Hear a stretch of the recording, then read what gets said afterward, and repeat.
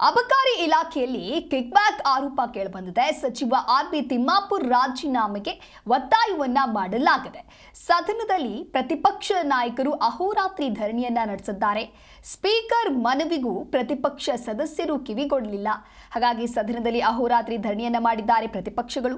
ತಿಮ್ಮಾಪುರ ರಾಜೀನಾಮೆ BJP JDS ಸದಸ್ಯರು ಪಟ್ಟು ಹಿಡಿದಿದ್ದಾರೆ. ಅಂದರೆ ತಿಮ್ಮಾಪುರ ಅವರು ರಾಜೀನಾಮೆಯನ್ನ ನೀಡಲೇಬೇಕು ಅನ್ನೋದಾಗಿ ಬಿಜೆಪಿ ಹಾಗೆ ಜೆಡಿಎಸ್ ಸದಸ್ಯರು ಪಟ್ಟು ಹಿಡಿದಿರುವಂತದ್ದು. ಅಬಕಾರಿ ಇಲಾಖೆಯಲ್ಲಿ 6,000 ಕೋಟಿ ರೂಪಾಯಿ ಕಿಕ್ಬ್ಯಾಕ್ ಆರೋಪದ ಹಿನ್ನೆಲೆಯಲ್ಲಿ ಅಬಕಾರಿ ಸಚಿವರ ರಾಜೀನಾಮೆಗೆ ಒತ್ತಾಯವನ್ನ ಮಾಡಿ ಪ್ರತಿಪಕ್ಷ ಬಿಜೆಪಿ ಜೆಡಿಎಸ್ ಸದಸ್ಯರು ವಿಧಾನಸಭೆಯಲ್ಲಿ ಅಹೋರಾತ್ರಿ ಧರಣಿಯನ್ನ ಆರಂಭಿಸುವ ಮೂಲಕ ಸರ್ಕಾರದ ಮೇಲೆ ಒತ್ತಡವನ್ನ ಹೇರುವುದಕ್ಕೆ ಮುಂದಾಗಿದ್ದಾರೆ. ಅಬಕಾರಿ ಸಚಿವ ಆರ್.ಬಿ. ತಿಮ್ಮಾಪುರ ರಾಜೀನಾಮೆಗೆ ಪ್ರತಿಪಕ್ಷಗಳು ಪಟ್ಟು ಹಿಡಿದಿದ್ದು ಸರ್ಕಾರವನ್ನ ಇಕ್ಕಟ್ಟಿಗೆ ಸಿಲುಕಿಸಿದೆ. ಇನ್ನು ವಿಧಾನಸಭೆಯಲ್ಲಿ ನಿನ್ನೆ ಬೆಳಗ್ಗೆ ಪ್ರತಿಪಕ್ಷಗಳು ಅಬಕಾರಿ ಇಲಾಖೆಯಲ್ಲಿ ಕಿಕ್ಬ್ಯಾಕ್ ಹಗರಣ ನಡೆದಿದೆ ಅಂತ ಹೇಳಿ ಗಂಭೀರವಾದಂಥ ಆರೋಪವನ್ನು ಮಾಡ್ತಾರೆ. ಆ ಚರ್ಚೆಗೆ ಸಂಜೆ ಉತ್ತರವನ್ನ ನೀಡಿದಂಥ ಅಬಕಾರಿ ಸಚಿವ ಆರ್.ಬಿ. ತಿಮ್ಮಾಪುರ್ ಯಾವುದೇ ಕಾರಣಕ್ಕೂ ನಾನು ರಾಜೀನಾಮೆಯನ್ನ ಕೊಡೋದಿಲ್ಲ ಅಂತ ಹೇಳಿ ಸ್ಪಷ್ಟನೆಯನ್ನ ನೀಡ್ತಾರೆ.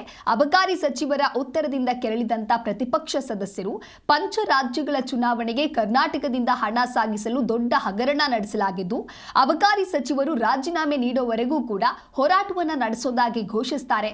ಅದರಂತೆ ಸದನದಲ್ಲಿ ಬಿಜೆಪಿ ಮತ್ತು ಜೆಡಿಎಸ್ ಸದಸ್ಯರು ಅಬಕಾರಿ ಸಚಿವರ ರಾಜೀನಾಮೆಗೆ ಒತ್ತಾಯಿಸುವ ಭಿತ್ತಿ ಪತ್ರಗಳನ್ನು ಪ್ರದರ್ಶಿಸುತ್ತಾ ಅಹೋರಾತ್ರಿ ಧರಣಿಯನ್ನ ನಡೆಸಿದ್ರು. ಧರಣಿ ನಿರತ ಪ್ರತಿಪಕ್ಷ ಸದಸ್ಯರನ್ನ ಭೇಟಿ ಮಾಡಿದ ವಿಧಾನಸಭೆಯ ಸ್ಪೀಕರ್ ಯುಟಿ ಖಾದರ್ ಧರಣಿಯನ್ನ ಹಿಂಪಡೆಯುವಂತೆ ಮನವೊಲಿಸೋದಕ್ಕೆ ಪ್ರಯತ್ನವನ್ನ ಮಾಡ್ತಾರೆ. ಆದರೆ ಧರಣಿಯನ್ನ ಕೈ ಬಿಡೋದಕ್ಕೆ ನಿರಾಕರಿಸಿದಂತ ಬಿಜೆಪಿ ಮತ್ತು ಜೆಡಿಎಸ್ ಸದಸ್ಯರು ಸರ್ಕಾರದ ವಿರುದ್ಧ ತಮ್ಮ ಘೋಷಣೆಗಳನ್ನ ಕೂಗುತ್ತಾ ತಮ್ಮ ಪ್ರತಿಭಟನೆಯನ್ನ ದಾಖಲಿಸುತ್ತಾರೆ. ಅಬಕಾರಿ ಇಲಾಖೆಯಲ್ಲಿ ಕೇಳಿ ಬಂದಿರುವಂತಹ ಕಿಕ್ಬ್ಯಾಕ್ ಆರೋಪ ಆಡಳಿತಾರೂಢ ಕಾಂಗ್ರೆಸ್ ಸರ್ಕಾರವನ್ನ ಇಕ್ಕಟ್ಟಿಗೆ ಸಿಲುಕಿಸಿದೆ. ಸ್ಪಷ್ಟನೆ ಹೊರತಾಗಿಯೂ ಕೂಡ ಪ್ರತಿಪಕ್ಷಗಳು ಸಚಿವ ಆರ್.ಬಿ. ತಿಮ್ಮಾಪುರ್ ರಾಜೀನಾಮೆಗೆ ಒತ್ತಾಯಿಸ್ತಾ ಇದ್ದು ಸದನದಲ್ಲಿ ಅಹೋರಾತ್ರಿ ಧರಣಿಯನ್ನ ಆರಂಭಿಸಿದೆ. ಇದಕ್ಕೂ ಮೊದಲು ವಿಧಾನಸಭೆಯಲ್ಲಿ ಮಾತನಾಡಿದಂತ ಅಬಕಾರಿ ಸಚಿವ ಆರ್.ಬಿ. ತಿಮ್ಮಾಪುರ್ ಕಿಕ್ಬ್ಯಾಕ್ ಆರೋಪದಲ್ಲಿ ನನ್ನ ಪಾತ್ರ ಏನಿದೆ, ಆರೋಪದಲ್ಲಿ ಸಿಲುಕಿಕೊಂಡಿರುವಂತಹ ಅಧಿಕಾರಿಗಳಿಗೂ ಹಾಗೂ ನನಗೂ ಯಾವುದೇ ರೀತಿಯಾದಂತಹ ಸಂಬಂಧ ಇಲ್ಲ.